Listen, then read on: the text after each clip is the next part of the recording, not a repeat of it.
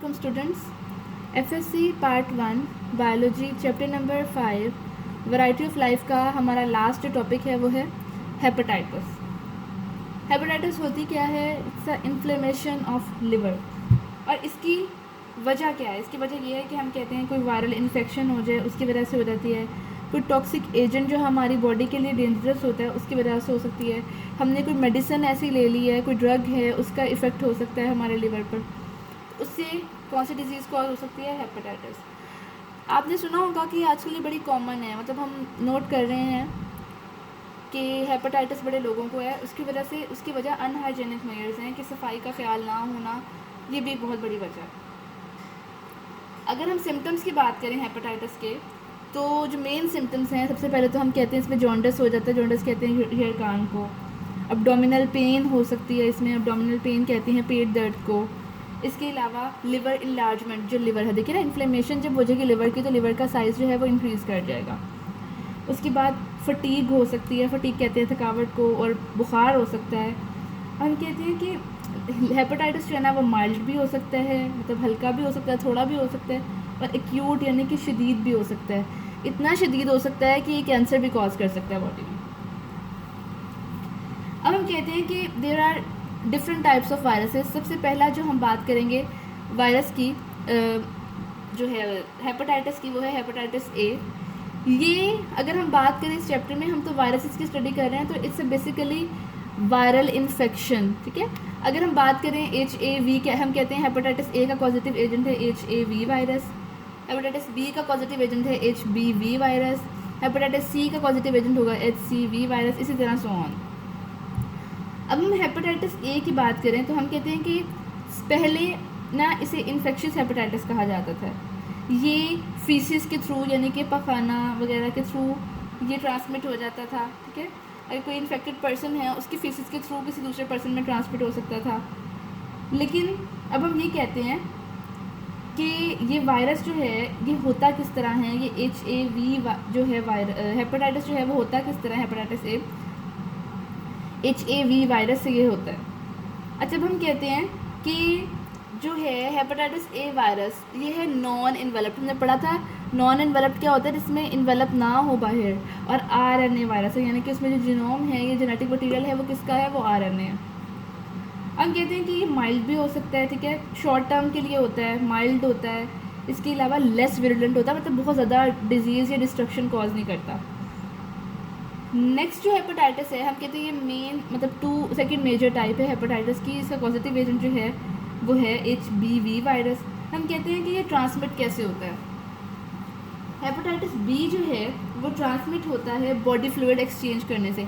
यानी कि हम कहते हैं कि अगर हम किसी को ब्लड डोनेट कर रहे हैं तो उसके, अगर कोई पर्सन इन्फेक्टेड है, अगर हम ब्लड डोनेट कर रहे हैं, उससे ब्लड ले रहे हैं, तो हमारे में भी वो इन्फेक्शन आ सकता है। जब मदर बच्चे को फीड कराती है उसके थ्रू भी हो सकता है। स्लाइवा जो है किसी इन्फेक्टेड पर्सन के स्लाइवा से कांटेक्ट करने से भी हो सकता है। बर्थ के दौरान जो है वो मदर से जो बेबी है उसमें भी ट्रांसमिट हो सकता है। तो हम कहते हैं बेसिकली इसको सीरम हेपेटाइटिस। प्लाज्मा जो होता है ब्लड में, आपने पढ़ा होगा 55% प्लाज्मा है। अगर उसमें से ब्लड क्लॉटिंग प्रोटीन यानी कि फिब्रिनोजेन निकाल दें तो जो बाकी बचता है वो क्या होता है, सीरम। अब हम कह रहे हैं कि इट्स अ DNA वायरस, ठीक है, DNA यानी कि इसमें जेनेटिक मटेरियल जो है वो DNA है।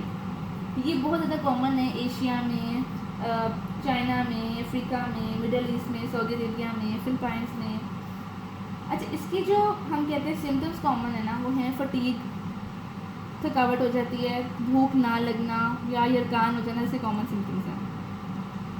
जो हेपेटाइटिस बी का पेशेंट है वो कम्प्लीटली रिकवर हो सकता है, मतलब अगर हम इसकी प्रॉपर ट्रीटमेंट करें तो पर्सन रिकवर हो सकता है। अब हम इन सब हम कहते हैं हेपेटाइटिस की वैक्सीनेशन भी अगर करा लें तो तब भी इस डिजीज़ से प्रिवेंट किया जा सकता है। हम कहते हैं अगर हेपेटाइटिस बी सीवियर हो जाए, मतलब इसका बहुत ज़्यादा ये इसकी लास्ट स्टेजेस की तरफ चला जाए, तो जो लिवर है उसको कम्प्लीटली डैमेज भी कर सकता है। नेक्स्ट जो है हेपेटाइटिस वो है हेपेटाइटिस सी। इसको पहले कहते थे non A non B hepatitis.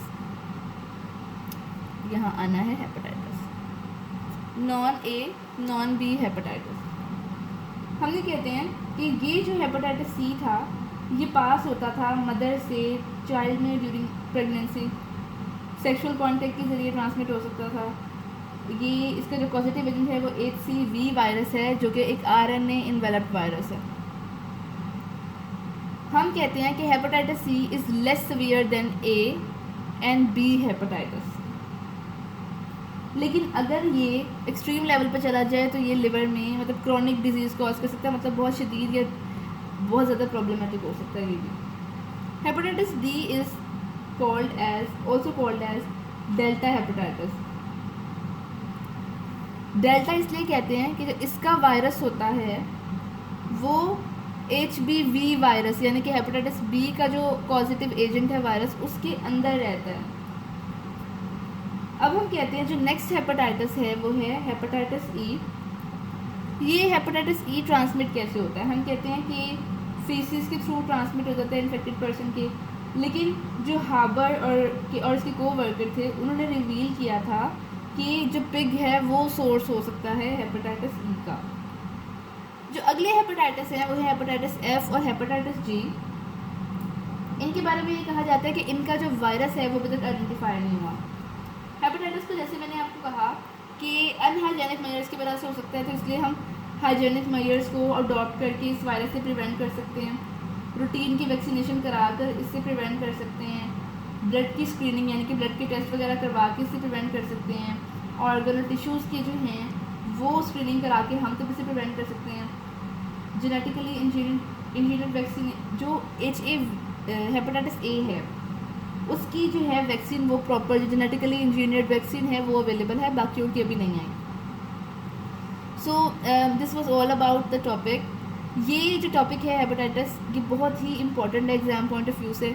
इस चैप्टर में मतलब ये चैप्टर बड़ा इम्पॉर्टेंट है और बहुत आसान है। अगर एक दफ़ा इसकी अंडरस्टैंडिंग हो जाए तो बड़ी अच्छी तरह आपका पेपर जो है आप वो अटेम्प्ट कर सकते हैं जो पोर्शन इसमें से आएगा।